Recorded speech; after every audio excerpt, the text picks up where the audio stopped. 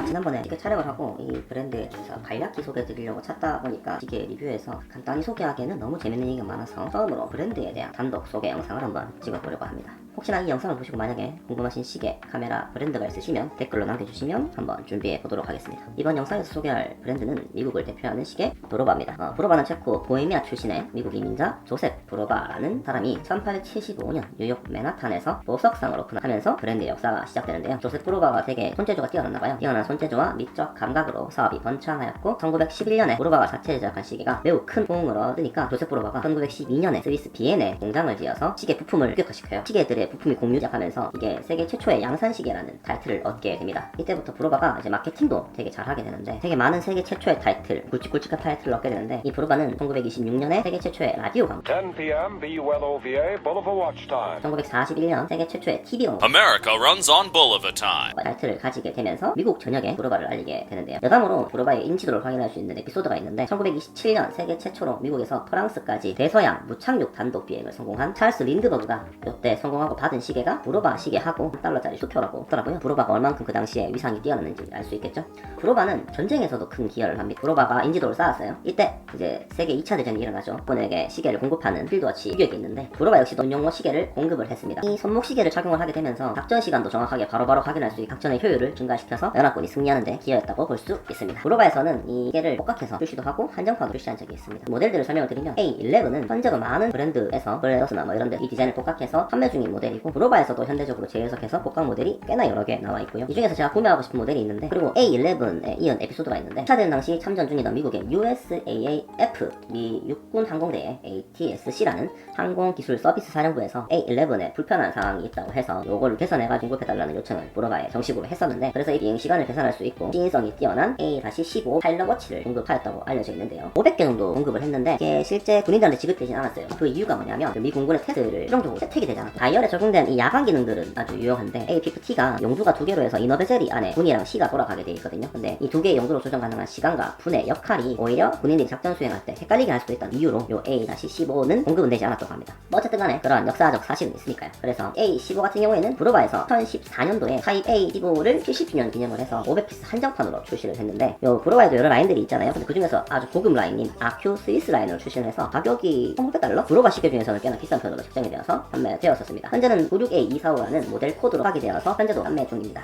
개인적인 생각은 헤리티지가 있는 파일럿 워치, 필드 워치를 이 정도 가격대에 구매할 수 있다는 게 상당히 메리트가 있다고 생각합니다. 브로바 편집하면서 찾다 보니까 재밌는 걸 발견해서 추가로 말씀을 또 드립니다. 알고 보니까 브로바가 6회공을 다 했더라고요. 2차 대전 이후 1955년 미 해군 NEDU 소속의 UDT, EOD의 잠수부들이 사용할 잠수 기능이 있는 손목시계에 대한 특수계약, 통칭 밀 CW218을 발주하는데 1955년에 발주 후에 1957년 브로바에서 최초의 다이버 프로토타입을 NEDU에 제출하였고 실전 테스트가 이루어졌다고 하는데 NEDU의 테스트 결과에 통과를 하지 못하고 다시 브로바에서 해군의 무조건에 부합하는 그 시계를 개발하는 동안 세계의 민간 브랜드 다이버 오렉스 서브마리너, 애니카 CPR600, 블랑팡의 피프티 페덤즈가 선정되었고 이후 NEDU 소속의 UDT와 EOD에 의해 가혹한 실전 환경의 테스트 결과 블랑팡의 피프티 페덤즈가 채택되었다고 합니다. 브로바의 새로운 다이버가 생산될 때까지 미 해군은 블랑팡의 피프티 페덤즈를 임시로 사용하도록 권고되었다고 합니다. 브로바의 당시 아큐 트론의 개발이 막바지라서 브로바 밀쉽은 모두 12개의 프로토타입만 만들어져 공급되고 계획이 폐기되었는데 밀쉽 조달 계획의 최종 승리자는 블랑팡과 앨런 호르넥이 되었습니다. 정식으로 미 정부에 납품하게 된 블랑팡은 미국 상품 구매를 우선시하는 바이 아메리카 법을 우회하기 위해 상표를 토르넥 레이빌레로 바꾸어 납품을 하게 되었고 이게 그 유명한 토르넥 레이빌레 TR900입니다. 후에 브로바에서는 1966년 666피트 아래로 들어갈 수 있는 데빌 다이버를 출시하게 됩니다.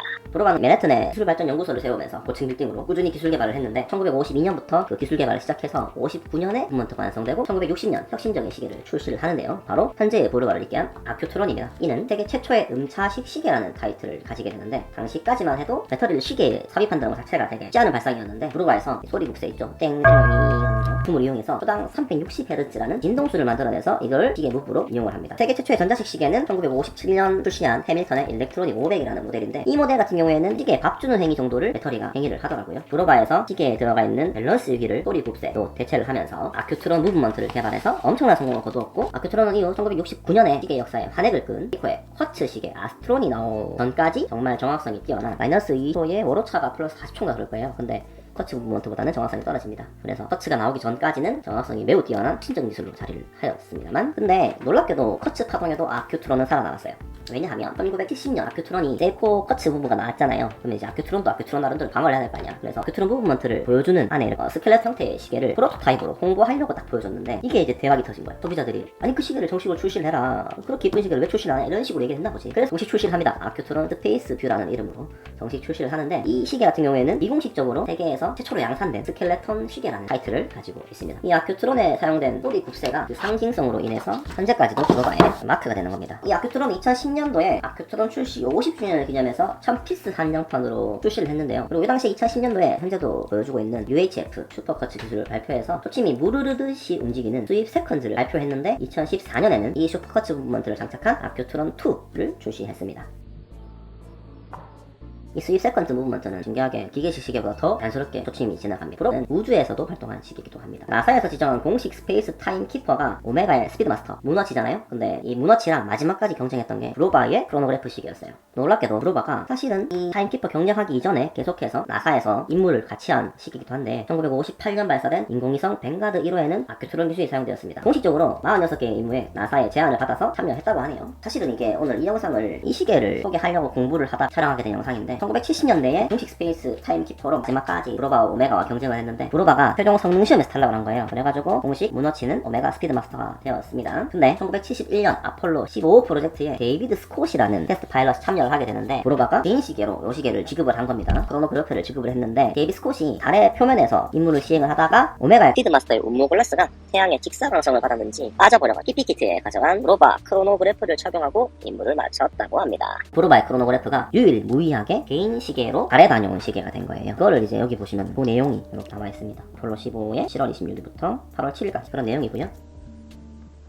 브로바 크로노그래프 시계가 이후에 2015년도에 경매에 나오게 되는데 무려 19억에 낙찰이 된 거예요. 19억이라는 게 수에 다녀온 개인 물품 중에는 최고가라고 합니다. 대수특필이 됐겠죠? 그래서 브로바에서 2016년도에 시티즌 브로바에서, 브로바가 2008년에 시티즌에 인수가 되는데 2016년도에 브로바 문워치 루나 파일럿을 발표한 거예요. 그때 당시에는 요 모델로 발표를 했고, 이 뒤에 2018년도에 이제 요 시계가 발표가 되는데, 요 시계는 거의 대부분을 비슷하게 했는데 케이스를 유광으로 해가지고 조금 호불호가 있으신 분도 있고, 최근에 이제 케이스 크기가 43.5mm로 해서 출시도 되고, 팬더 다이얼로 해서 흰색이랑 청색 섞어가지고 다양한 모델로 출시를 하고 있습니다. 개인적으로 다양한 버전으로 출시되는 건 사람들의 취향도 많이 반영할 수 있고 현대적 재해석을 섞어서 하는 거니까 저는 되게 좋다고 생각합니다. 제가 오늘 이 브랜드 소개 시간을 가진 이유가 뭐냐면, 중고 시장을 보면 브로바가 부야로크, 로토나 그런 것들이 되게 많아요. 옛날부터 이렇게 타 브랜드의 인기 모델이랑 비슷한 모델이 많거든요. 그래서 이 브로바를 보고 마이크로 브랜드냐 카피캣 브랜드냐 이렇게 얘기하시는 분도 있는데, 절대 이 브로바는 그런 브랜드는 아닙니다. 생각은 그래요. 저는 브로바 되게 좋게 생각하거든요. 브로바가 시계 역사에 엄청난 족적을 남긴 브랜드이기 때문에 그렇게 평가받는 건 조금 속상한 얘기지 않을까 생각합니다. 근데 이거 솔직히 잘못한 거야. 브로바가 국내 공식 수입처가 있으면 그런 얘기 안 듣겠지. 안 그렇습니까? 네, 브로바는 엄청난 성공도 거뒀죠. 뭐 마케팅 부분에서 40년도, 60년대, 그리고 70년대까지 엄청난 성공을 거두고 커츠 파동에서도 잘 거뒀던 것 같은데, 2008년도에 시즌그룹에 편입이 됩니다. 저는 이거는 되게 좋게 생각합니다. 서로 윈윈이라고 생각해요. 시계는 사양 사업이잖아요. 그러니까 비슷한 철학을 가진 브랜드는 합치는 게 맞다고 봐요. 이게 이제 역사를 지닌 브랜드들이 살아남는 방법이라고 생각합니다. 독립시계 브랜드들이 점점 사라지는 추세고, 그들이 힘을 모아 스와치 그룹, 세이코 그룹이라던가 이런 그룹들로 합쳐지고 있는데 당연한 결과라고 생각합니다. 하지만 그렇게 해서 대표 라인업도 유지되고 기술도 공유하고 그러면 더 좋은 시계가 나오지 않을까 라는 생각을 하고 있어요. 이 시티즌의 브로바 인수는 브로바의 성격과 매우 흡사해 보이거든요. 두 브랜드가 비교적 접근하기 쉬운 가격대로 대표 라인업을 형성하고 있고요. 그리고 소비자의 요구들을 적극 반영하는 편이에요. 또 해서 여러가지 버전들이 나와가지고 취향껏 고를 수 있게 되게 그런 판단들을 잘하는 브랜드라고 생각하거든요. 두 브랜드다. 그래서 이 두 브랜드는 성격이 비슷하잖아요. 소비자들이 접근하기 쉬운 가격대에 형성을 해서 다가가려는 브랜드들이니까 미국에서 그런 입지를 다진 브랜드고 일본에서 그런 입지를 다진 브랜드다 보니까 이 두 브랜드가 합치는 건 서로 간에 기술도 공유하고요. 각각 북미 시장과 아시아 시장을 진출할 수 있는 큰 도움을 줄 수 있는 좋은 행보라고 생각합니다. 끝으로 이 브로바에 대한 브랜드에 대해서 저의 개인적인 생각을 말씀드리면서 영상 마치도록 하겠습니다. 브로바 개인적으로 상당히 좋아하는 브랜드입니다. 제가 처음에 컬렉팅을 할 때 한 브랜드에는 한 개 대표하는 시계만 하자라고 생각했는데 그거를 깨고 있는 브랜드 두 개이기도 하고요. 뭐 가격 정책도 디자인도 대처하는 반응도 되게 좋다고 생각합니다. 앞으로 이런 기술을 잘 공유를 해서 구체적인 디자인, 헤리티지가 담긴 디자인들 잘 만들어 갈 것 같습니다. 국내 정식 수입처가 없으니까 제발 대한민국에 정식 수입 좀 하게 만들어주시면 감사하겠습니다. 마지막으로 제가 시티즌 보거 풀룸의 2세대 아시아 한정판을 구하고 있는데 구하고 싶습니다. 아니면 시티즌에서 이러한 디자인이랑 흡사하게 해서 하나 출시를 해주십시오. 신제품으로 바로 사겠습니다. 어쩌다 보니까 시계 영상을 촬영하다가 브랜드의 스토리가 재밌어가지고 저 나름대로 정리를 해서 설명을 드렸는데 재밌게 보셨는지는 잘 모르겠네요. 전 재밌었습니다. 처음 해보는 카테고리라서 부족한 점 많았을 텐데 양해 부탁드리고요. 긴 영상 시청해주셔서 감사드리고 구독과 좋아요 눌러주시면 다시 한번 감사드리겠습니다. 궁금하신 카테고리 있으시면 댓글 남겨주시면 가능한 범위 내에서 준비해 보도록 하겠습니다. 그러면 다음 영상에서 만나요. 바이바이.